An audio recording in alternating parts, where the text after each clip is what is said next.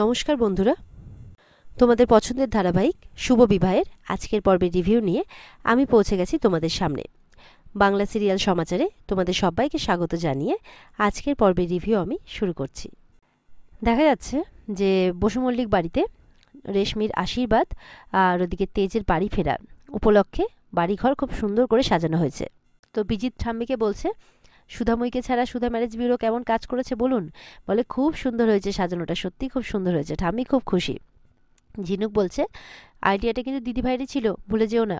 বিজিত বলছে ও শুধু আইডিয়া থাকলেই বুঝি হয়ে গেল, কাজটা দেখবি না। তখন বিচ্ছু বলছে সত্যি আমাদের বিজিতদার কিন্তু জবাব নেই। তখন ঝিনুক বলছে হ্যাঁ, মানে বিচ্ছুদা হচ্ছে আমাদের মানে সুধা ম্যারেজ ব্যুরোর প্রধান সেনাপতি। তখন বিজিত বলছে এইভাবে বলিস না, আমার লজ্জা করে, মানে এই নিয়ে হাসি ঠাট্টা হচ্ছে আর কি।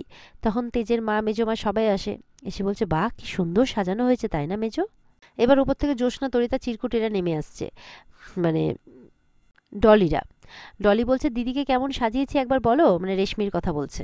সবার তো দেখে খুব ভাল লাগে রেশমিকে। ঠাম্মি তো আঙুল কামড়ে দিচ্ছেন যাতে কোনো নজর না লাগে। ওদিকে তেজের বাবারা ফোন করছে যে কোথায় তোরা, চলে আয়। বলে কতক্ষণ লাগবে।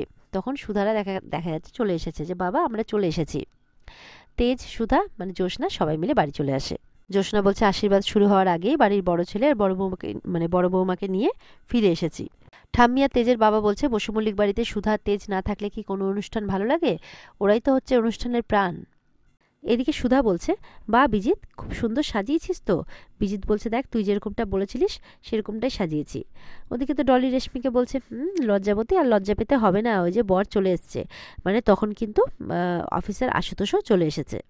এরপরে তো আশুতোষকে মেজমা বলছে তুমি বসো বাবা, আগে শান্তি পুজো হবে বাড়িতে, তারপরে আশীর্বাদ হবে। এরপরে সেই পুজোর আরতি করতে বলে তেজকে আর সুধাকে ঠাম্মি। তো তারা যথারীতি তাদের আরতি শুরু করে দেয়। পুজোও শুরু হয়ে গেছে। সুধা আরতি করতে করতে মনে মনে বলছে ঝড় আসবে এটা আমি জানি, তবে তেজ আমার পাশে থাকলে আমার ভয় করার কোনো কারণ নেই। বলছে হে গজানন তুমি দেখো, তেজ আর আমি যাতে সব সময় এক সূত্রে বাঁধা থাকতে পারি, একসাথে থাকতে পারি, আমরা যাতে কোনোদিনও আলাদা না হই গজানন। তেজও মনে মনে গজাননকে বলছে আরতি করতে করতে যে আমিও তোমাকে কথা দিচ্ছি সুধা, যত বড়ই ঝড় আসুক না কেন এই তেজ আর সুধাকে আলাদা করতে পারবে না। এবার শান্তি সস্তায়ন পুজো শেষ হয় আর কি। ঠাম্মি বলছে আমার মনটা একটু জুড়লো ঠাকুরমশাই। তো ঠাম্মি এবার প্রার্থনা করছে যাতে আর বাড়িতে কোনো অশান্তি না নেমে আসে। ঠিক সেই সময় কাঁচ ভাঙার আওয়াজ ওপর থেকে, যেন কিছু ভেঙে পড়লো হুড়মুড়িয়ে। বলছে এ কি, কিসের আওয়াজ হলো? তখন তরিতা দৌড়ে এসে বলছে ঠাম্মি কে যেন ঢিল মেরে আমাদের ওই পুরনো কাঁচের জানলাটা ভেঙে দিয়েছে। বলে সে কি, এটা আবার কে করলো? তখন তো সবাই চিন্তায় পড়ে যায়। তখন মানে সুধা বলছে আমি দেখছি গিয়ে। এই বলে সুধা চলে যায়। সুধা গিয়ে দেখছে যে বাড়িতে কেউ একজন ঢিল মেরেছে, ঢিলটা হাতে পেয়েছে। ইন্সপেক্টর আশুতোষ খোঁজ খবর করে দেখছে যে এই ঢিলটা মনে হয় কোনো বাচ্চাই মেরেছে, কারণ আমার লোকজন বাইরে আছে, তারা বলছে তারা কাউকে দেখেনি, তাই ভয় পাওয়ার কোনো কারণ নেই। আর ওদিকে সার্থক কিন্তু খুব হাসি ঠাট্টা করছে। কাজটা সার্থকই করেছে, কিন্তু এতটাই নিখুঁতভাবে করেছে যাতে কেউ বুঝতে না পারে। এবার এমনভাবে কাজ করছে সার্থক যাতে তাকে কেউ সন্দেহই না করে।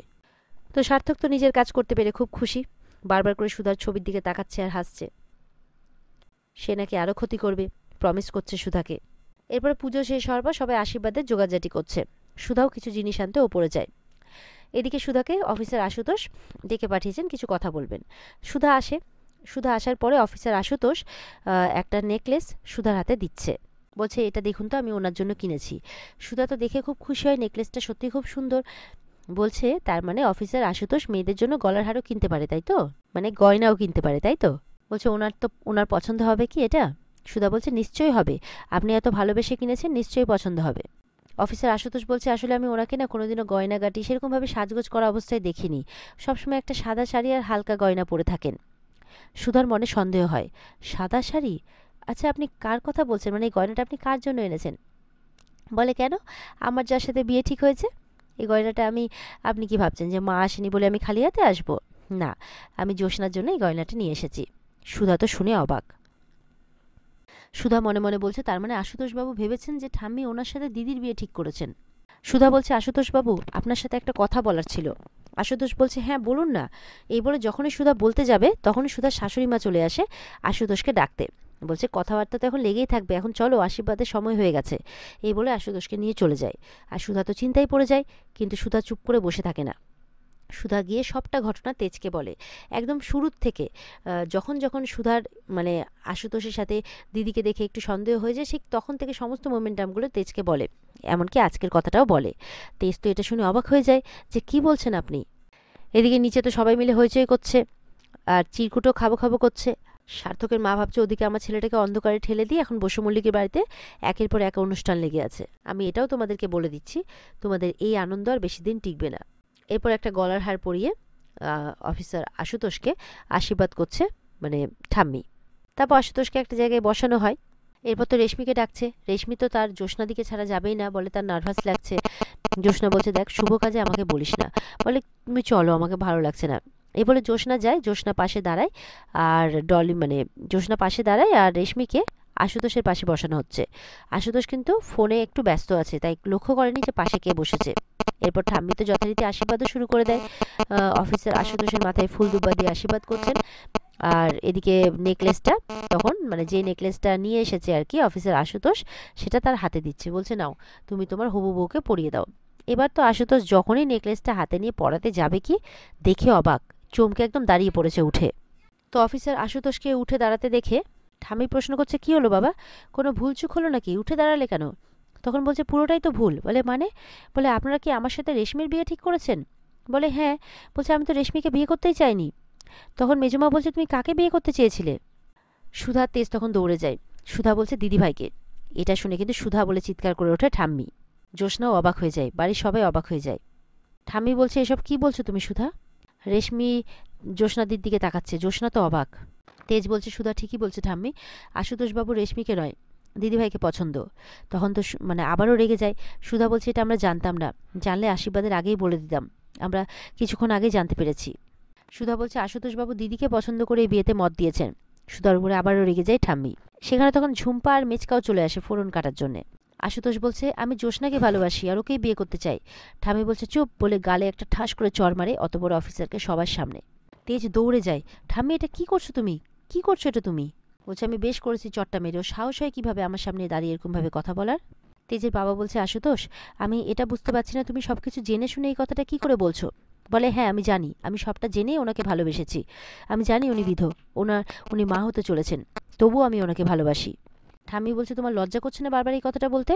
তখন অফিসার আশুতোষ বলছে না, কেন আমার লজ্জা করবে, আর আমি খারাপটাই কি বলেছি, আর কি খারাপ করছি আমি? আমি ওনাকে ভালোবাসি বলে বিয়ের কথাটা বলছি, আর এতে দোষের কি আছে আমি তো সেটাই বুঝতে পারছি না।